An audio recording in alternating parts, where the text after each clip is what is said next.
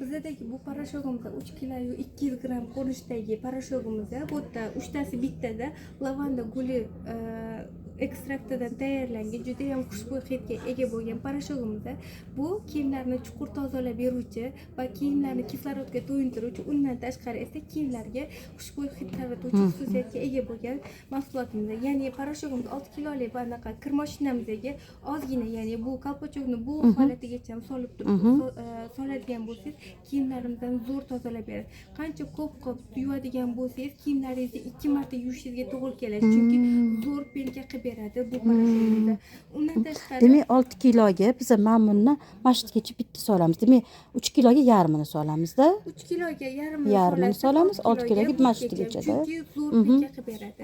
И lavandani bu ko'rinishdagisi bor. Bu parashok emas, ya'ni konditsioner hisoblanadi. Kiyimlarni yumshatib beruvchi va kiyimlarga hid beruvchi xususiyatni beradi. Undan tashqari buni nima holatlarda ishlasangiz bo'ladi? Uylaringizda general уборка qilgandan keyin bir kolpochok konditsionerdan bir kolpochok suv solib turib, baklajkaga yoki dozator sepiladigan idishchaga solib olib turib, pardalarimizga, gullarga, undan tashqari yumshoq mebellarimizga sepib qo'ysak, uyga освежитель o'rnini ham bosib beruvchi xususiyatga ega.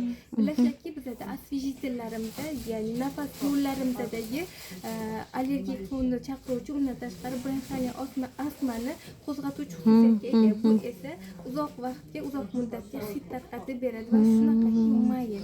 Kiyimlardan ham приятный hid kelib turadi. Shunaqa va yumshatib beradi. Yumshoq qilib, mayin qilib beradi. Rahmat, baraka toping. Tan joyingiz sog' bo'lsin, Alloh rozi bo'lsin. Kattakon rahmat.